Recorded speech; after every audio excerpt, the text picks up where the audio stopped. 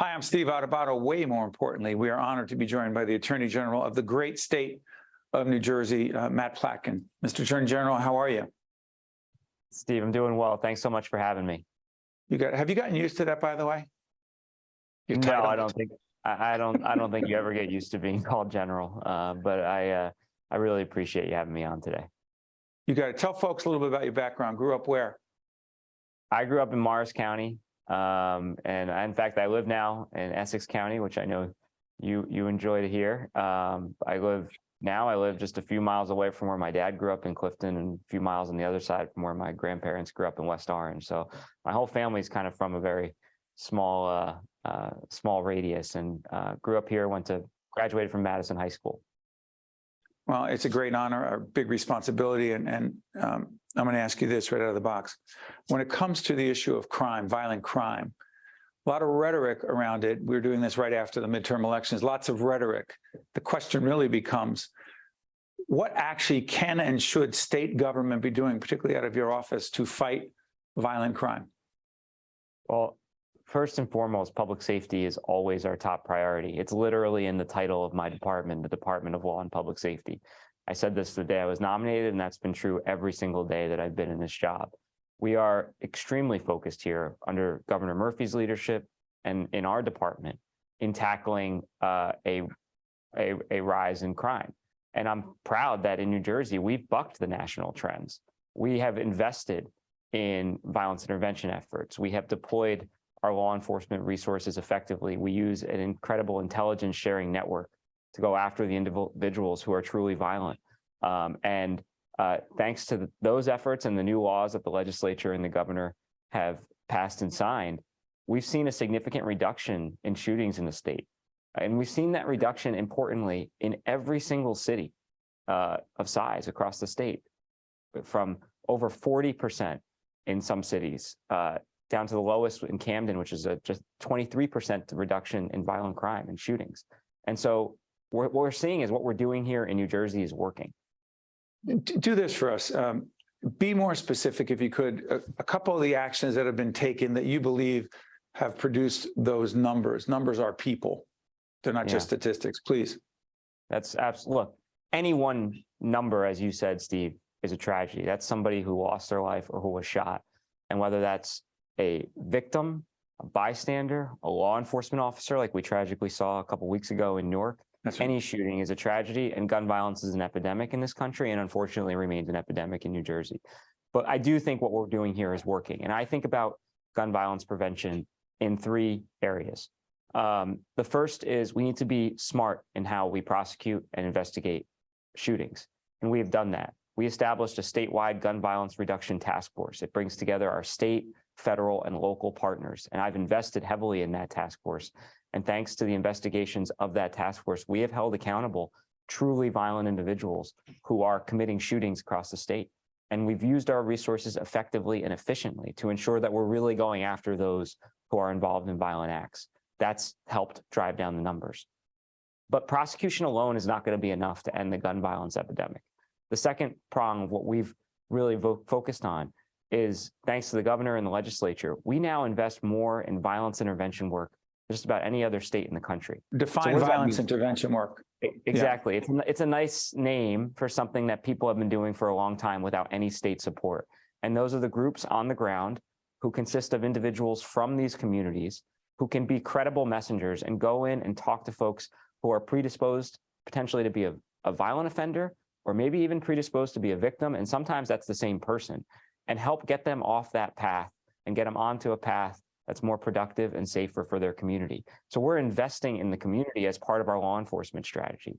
And then the third piece that I'm very excited about is we're not just looking just at the person who's pulling the trigger. We're also holding accountable the companies and the retailers that are profiting off of this bloodshed. The legislature gave us powerful new tools, and I stood up a new office that is focused singularly on going after the companies that willingly sell firearms into our state, again, violation of our laws, that don't take care to prevent straw purchasers from purchasing guns. We know that over 80% of crime guns in the state did not start here. So we have to go upstream and hold accountable those that are truly profiting off of guns that are used in the commission of crimes in Trenton or York or Camden, Patterson. Let me do this because I want to make sure we get a few topics in here. This is a big issue. You and your office, along with others in government and law enforcement, are dealing with the issue of auto thefts. Why, or first of all, Matt, if you can tell us, why do you believe there's been a significant increase in auto thefts? Number one. Number two, again, what's the role of your office in terms of curtailing, fighting it, dealing with it? Yeah. So it's a great question, Steve. Auto thefts are a national problem right now. They're going up everywhere. When I took office in New Jersey, we were up 31% year over year. That's a staggering increase, and it's unacceptable. We're still up, but as of last week, we're only up 12%. So we've cut that increase by two-thirds of the amount just in the time that I've been in office. Why are auto thefts a problem? They're a problem for a couple of reasons. One, they make communities feel unsafe. If somebody's coming in and taking your car and you don't feel safe in your home, and as the chief law enforcement officer, that's a top priority for me. The second is these cars are being used in the commission of other crimes, particularly violent crimes. Increasingly, we've seen shootings involve 1, 2, or sometimes 3 or more stolen vehicles. And so the car that gets stolen in one community may be used in a violent act in another community. How are we addressing it? The same way, frankly, we're addressing gun violence through a multi-pronged effort, starting with a statewide intelligence sharing network to use all of our resources and go after organized car theft rings. These are organized. They are targeting communities. Are they? And they are. And we have used these resources effectively. The same way we've gone after shootings, we're going after auto thefts. We have an auto theft task force that I've invested heavily in and expanded with state police, Division of Criminal Justice, and federal and local partners. And the governor has put $10 million to play to significantly expand our license plate reader technology, which is the most powerful tool we have to combat auto thefts. And then the last thing is the new cars are very hard to steal unless you leave your key fob in them, and then they're remarkably easy to steal. Right. And so but not everybody can afford a new car. True, but the cars that are being targeted overwhelmingly still are luxury vehicles and high-end vehicles. I mean, it's not universal, but that is the key fob being left in the car is still the biggest driver of why these cars are so easy to steal. So we have to be vigilant about that. We're asking people to bring their key fobs in at night and make sure they're not left close enough in their house to the car that it could still be started. But on the enforcement side, we're doing everything we can to hold those accountable who are organizing these efforts, and more importantly, making sure that we're investing in resources that are going to help us be effective. Let me do this. Got less than a minute left. As a former chief counsel to the governor, the position you held before this, you're a lawyer by background, obviously. The Katie Brennan case, we had Ms. Brennan on a while back, and she talked about our situation. People can read about it wherever they choose to. As the chief counsel, what was the biggest lesson you learned as it relates to the Katie Brennan situation? I'm a student of leadership. The biggest leadership lesson you learned from that in terms of being proactive and assertive in dealing with a crisis? Look, Steve, I think in that role and in this role, you learn lessons every day. And I'm certainly one who has made very clear I've made plenty of mistakes over my career. And I've said about that case in particular, there are things that I would have done differently. And if you look at what we're doing here in the department, I think we're leading a national effort to combat sexual assault and domestic violence. We've stood up for the first time ever under my leadership, a new division that is focused entirely on victims of sexual assault, domestic violence, and gun violence. And that division is, which puts it on par, by the way, with the Division of the State Police, the Division of Consumer Affairs, Division of Law, big parts of our department. It's being led by Patricia Teffenhart, who's the former executive director of the Coalition Against Sexual Assault. And then on the criminal side, we have stood up a new effort to have, for the first time, a statewide coordinating effort around our sexual assault criminal cases and policy.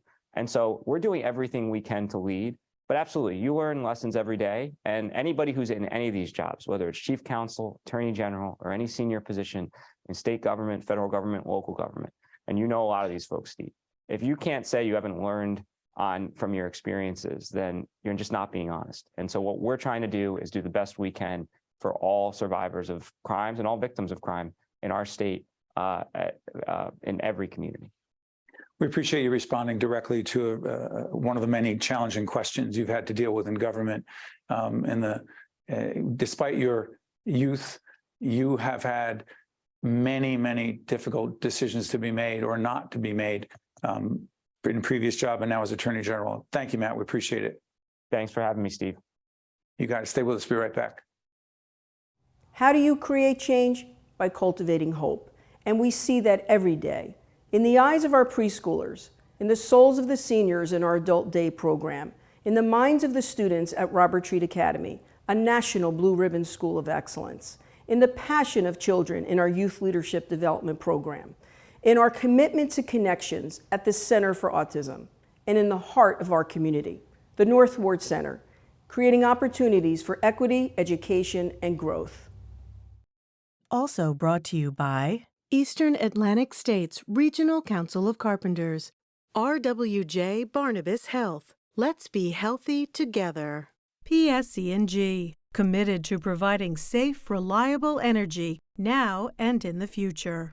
The New Jersey Economic Development Authority, PSEG Foundation, Newark Board of Education, the North Ward Center, Robert Wood Johnson Foundation, working for a healthier, more equitable New Jersey. And by Bank of America.